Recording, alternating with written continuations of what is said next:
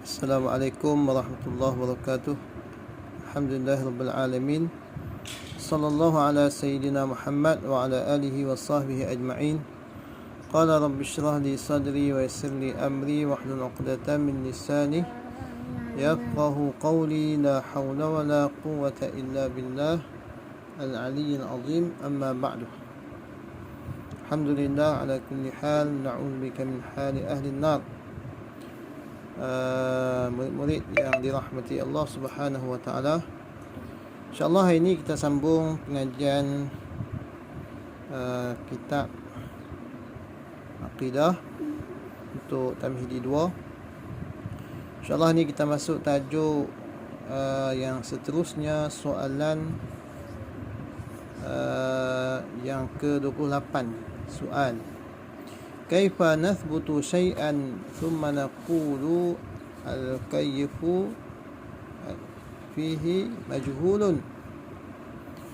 Soalan: bagaimana kita menetapkan sesuatu, kemudian naqul, kemudian kita berkata al-kayfu fihi majhul. Kaifiat ataupun caranya majhul, tidak diketahui. Itu soalan yang lepas lah, berkaitan apa yang kita baca yang lepas, yang mengatakan Allah Ta'ala istiwa di atas arash. Jadi istiwa itu maklum, kan, diketahui ataupun ditetapkan, berlaku pada Allah, cuma caranya, kaif itu majhul. Jadi soalan sini, bagaimana kita menetapkan? Kita menetapkan bahawa Allah Ta'ala itu istiwa, kemudian kita kata caranya majhul, tidak diketahui. Itu soalan. Kita menetapkan istiwa itu, contohnya, tetapi kita kata cara tidak diketahui, majhul. Cara istiwa itu tidak diketahui.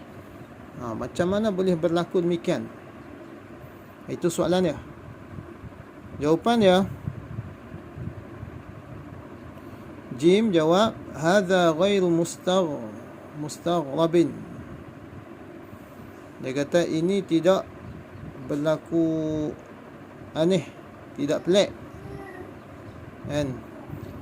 Fa inna na'lamu, maka sesungguhnya kita mengetahui, anna nufusana, sesungguhnya diri kita, muttasifatun bisifatin. Kata pengarang kitab, dia kata tajuk ini, masalah ini, ghairu mustaghrab, tidak aneh, tidak pelik, tidak luar biasa. Maksudnya perkara biasa sahaja, mudah, benda mudah. Sebab apa dia kata sesungguhnya kita mengetahui bahawa diri kita mempunyai sifat-sifat, kan? Kita ada, kita manusia ni ada sifat. Contoh, kan, ilmi, kita ada ilmu, kita mengetahui sesuatu. Wal qudrati, kita ada qudrah, kita ada sifat qudrah, kita ada kekuatan, ada tenaga. Wal iradati, kita ada kehendak, kita ada keinginan sesuatu, teringin, kita nak melakukan sesuatu, ada sifat iradah, kehendak tu kepada diri kita. Ma'a anna, bersama sesungguhnya, la na'lamu kayfiyata qiyami hadhihi sifati biha. Kita mengetahui, kita ada ilmu, kita, maksudnya kita ada pengetahuan, kita ada kekuatan, tenaga, kita ada kemahuan, iradah. Tetapi bersama kita tidak mengetahui, kita tak tahu kaifiyata qiyami hadhihi sifati biha. Kita tidak mengetahui cara adanya sifat itu, cara adanya sifat-sifat ini pada diri kita. Dan kita nak tunjuk macam mana ilmu tu duduk tak mana, kan? Duduk tahu tak ke kat mana? Kudrah tu, kekuatan tu ada kat mana? Kat tangan ke, kat kaki ke, macam mana bentuk dia, kan? Bentuk kudrah tu, kan? Kalau kita nak tunjuk, ataupun keinginan tu ada kat mana? sifat iradah tu duduk kat mana, kat hati ke kat mana kan. Jadi kita nak cerita terperinci cara berlakunya sifat-sifat pada diri kita itu, kita tidak mengetahui kan, tak boleh nak cerita. Bal inna nasma'u, bahkan sesungguhnya nasma'u, kita mendengar, wa nubsiru, dan kita melihat kan. Kita juga boleh mendengar, kita boleh melihat, wala na'lamu, dan kita tidak mengetahui kaifiyata husulis sam'i wal absari, kita tidak mengetahui cara terhasilnya pendengaran dan juga penglihatan. Kita tahu kita boleh dengar, boleh lihat, tetapi macam mana boleh melihat tu, boleh kita boleh tengok, boleh nampak tu dengan apa? Dengan mata ke apa ke kan. Contoh, orang ada mata tapi ada yang rabun, ada yang buta mata dah kan. Kita dengar dengan telinga ke macam mana kan. Jadi kita nak cerita secara terperinci macam mana berlakunya terhasilnya sifat dengar tu. Kita boleh dengar tu, dia boleh dengar tu macam mana cara dia berlaku, dia boleh jadi macam mana kan. Jadi susah kita nak cerita kan. Abang kata dengar dengan telinga, ada orang ada telinga tapi pekak apa dah kan. Bal innana, bahkan sesungguhnya, natakallamu, kita juga boleh berkata-kata, kita boleh bercakap, wala na'lamu kaifa sadara minnal kalam, dan kita tidak mengetahui bagaimana berlakunya percakapan itu daripada kita. Macam mana boleh kita boleh cakap dengan lidah ke, dengan dia boleh macam mana boleh keluar suara tu kan. Kalau kita nak cerita terperinci cara berlaku sifat kalam, kita boleh bercakap tu susah kan. Tu contohlah musannif kata, fa in alimna syai'an, maka jika kita telah mengetahui sesuatu, kalau kita kaji pun kita akan ketahui sesuatu, min zalika, daripada perkara-perkara tersebut yang kita sebut tadi, sifat-sifat yang ada kat diri kita tu. Kalau kita kaji apa semua, kita mungkin boleh mengetahui sikit kan. Kalau tak banyak boleh tahu, kata dengan sifat sifat samak tu, pendengar tu yang ada kat kita, dengan sifat tu lah kita boleh dengar kan. Sifat basar, melihat, dengan sifat tu kita boleh melihat contohnya. Kalau kita belajar, kita mengkaji dan sebagainya, kita boleh, mungkin kita telah mengetahui sesuatu daripada rahsia-rahsia ataupun cara berlakunya sifat itu, adanya sifat itu pada diri kita kan. Faqad ghabat anna asya', mungkin kita boleh tahu sikit sebanyak kan.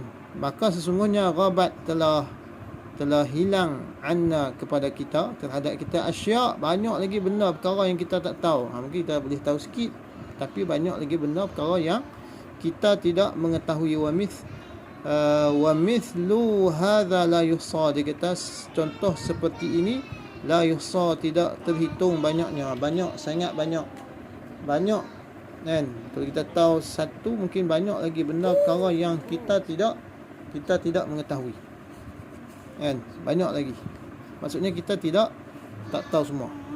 Fa idza kana hadza, maka apabila berlaku perkara ini demikian, maksudnya kita tak boleh tahu semua kan. Fima yudafu ilaina, pada perkara yang disandarkan kepada kita manusia ni kan. Diri kita pun kita tak boleh nak tahu semua kan. Boleh berlaku sifat pada diri kita ni. Fakaifa, maka fakaifal halu, maka bagaimana keadaan kan, keadaan fima, pada perkara yudafu ilaihi, yang disandarkan kepada Allah Subhanahu wa ta'ala. Dia kata kalau kita tentang diri kita pun kita tak boleh tahu, maka sifat-sifat Allah, apa yang berlaku kepada Allah, lagilah sukar untuk kita nak tahu secara terperinci. Jadi tidak peliklah istilah tadi yang ulama sebut, istiwa maklum, istiwa itu difahami kan. difahami dan caranya tidak diketahui, kan. Wal kaifu fihi majhul, cara istiwa tu tidak diketahui. Jadi kaedah tu ataupun kata-kata kalam itu tidak menjadi masalah lah, kan. Lebih lagi perkara yang sandarkan kepada Allah, maka sudah tentu banyak benda yang kita tak boleh nak tahu secara terperinci. Habis. Kita tengok soalan yang seterusnya, 29. Soalun ayul madhhabaini arjahu. Mana yang manakah daripada dua mazhab ini yang lebih arjah, yang lebih kuat pendapatnya, kan? Yang mana di antara dua mazhab, dua pendapat mazhab yang kita sebut ni, iaitu mazhab salaf dan juga khalaf, tentang tajuk yang kita baca ni. Jim, jawapannya mazhabus salafi arjahu. Jawapannya ialah mazhab salaf arjah, lebih rajih, kan? Lebih inilah kita kata lebih kuat. Mazhab salaf iaitu mazhab yang inilah 300 tahun selepas kewafatan Nabi, kan? Kita baca tarikh itu. Mazhab salaf lebih arjah. Sebab apa? Li'annahu aslamu, kerana sesungguhnya aslamu dia lebih sejahtera, ataupun lebih dia diserahkan kepada Allah Subhanahu wa taala. Wa ahkam, dan lebih kuat, lebih kukuh dia punya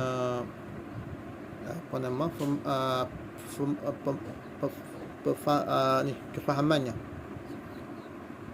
kan. Jadi mazhab salaf yang kita sebut itu, apa dia, tentang ayat-ayat mutasyabihat tu, iaitu kita serahkan dia punya maksud dia kepada Allah, dan dengan kita tidak sandarkan kepada makhluk, kita tidak samakan kepada makhluk, serah terus maksudnya kepada Allah. Maksudnya tidak ditakwil dan tidak ditafsirkan dengan, tidak dihuraikan dengan maksud ataupun makna yang lain. Dan kalau mazhab khalaf itu kita baca, dia mazhab khalaf ni dia takwil. Contoh yadullah dihuraikan dengan maksud qudratullah. Dan yadullah ialah qudratullah, ialah kuasa Allah. Jadi itu ulama ada sebut, kita tak baca nota kaki tu, maksud syarat ulama nak takwil tu di bawah tu, nombor 1 tu, kan, nombor 1 di pada atas ni, di bawah ni dia kata waqad ishtaratu hadha, dan sesungguhnya mereka ulama khalaf mensyaratkan hatta yasih at-ta'wil, sehingga sah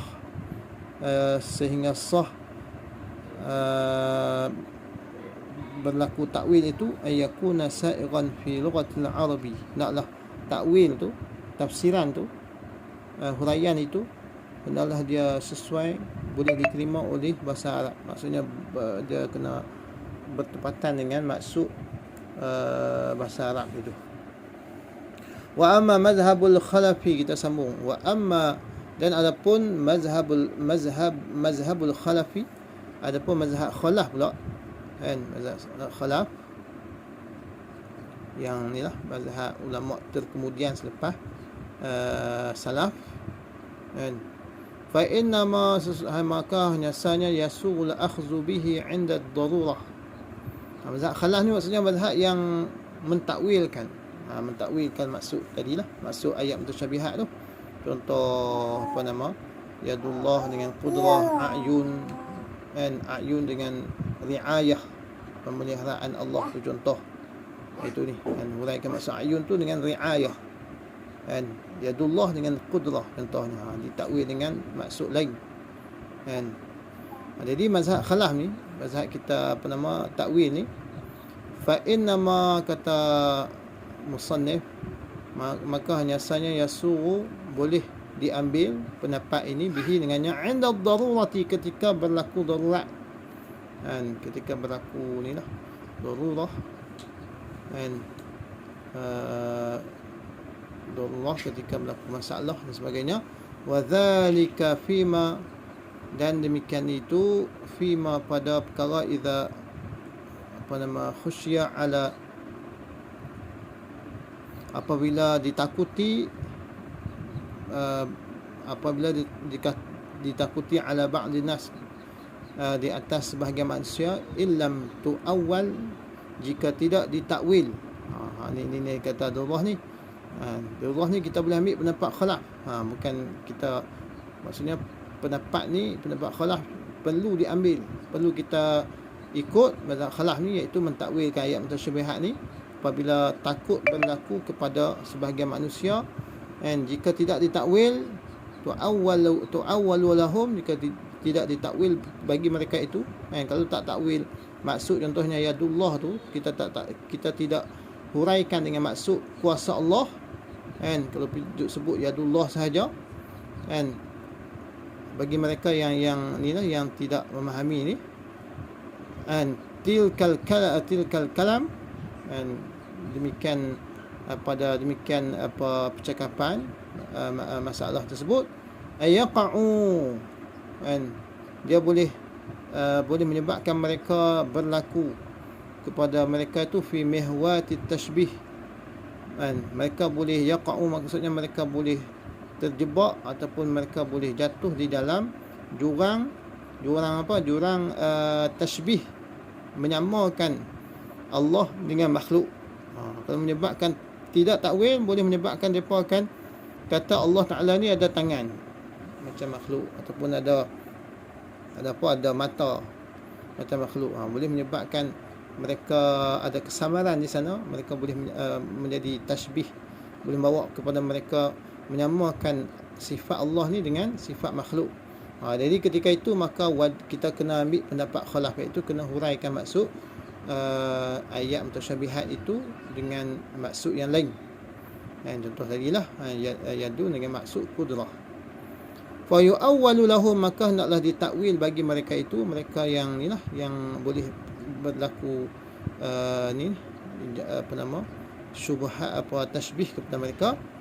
Fa yu'awwalu lahum dzalika, demikian itu masalah tu, hendaklah kita takwil bagi mereka zalika takwilan sairan, takwil yang boleh ataupun yang sesuai fil lughatil masyhurah, dalam bahasa yang masyhur. Maksudnya kena tafsir pun, nak takwil pun kena, bukan ikut suka je. Maksudnya mesti makna yang sesuai, yang bertepatan dengan bahasa Arab, yang boleh diterima, oleh bahasa Arab. Ya, tengok sikit nombor 1 di bawah tu. Apa kata? Qala Syekh Wahbi Sulaiman Ghauji. Kata Syekh Wahbi Sulaiman Ghauji fi kitabihi, dalam kitabnya, nama kitab dia Arkanul Iman. Dia kata inna ta'wila, sesungguhnya inna ta'wila tafsili ilajun. Dia kata sesungguhnya takwil itu, takwil yang terperinci itu, dia kata ilajun, menjadi ilaj, menjadi rawatan, boleh merawat dengan takwil itu. Takwil tadi lah, kita maksudnya dengan menafsirkan, menghuraikan dengan maksud yang lain, atau takwil. Takwil itu boleh diilaj, boleh merawat, merawat masalah, merawat masalah yang berlaku dalam masyarakat, dalam memahami ni ilmu akidah ni. Wal ilaju, dan sesungguhnya ilaj itu, cara maksudnya kita nak merawat itu, innama yu'ti, sesungguhnya hanya kita berikan fi halatil madiyah. Nak bagi, kita nak ambil ubat lah, kita kata nak ambil ubat tu bila ketika halatil madiyah, ketika sakit, maksudnya ketika ada masalah, ketika berlaku darurah tadilah. Kalau tak ada darurah tu, mungkin kita ambil pendapat salaf lebih aslam wa ahkam. Ya. Wa idza zala al-marad, apabila hilang, apabila tiada marad, sakit itu, turikan ilaj, maka kita boleh ditinggalkan rawatan atau ubat tu. Maksudnya tak perlu ambil takwil lah, maksudnya pendapat khalaf ni. Wallahu a'lam. Okey, wallahu a'lam. Dari dua tajuk kita ambil ni lah. Okey, mudah-mudahan boleh pendengar elok, boleh catat makna lah. Bagi ada kitab, tulis makna dalam kitab. Yang tak ada kitab, tulis dalam buku kosong dan hantar kat ustaz nak tengok catatan tu. Allahu a'lam. Assalamualaikum.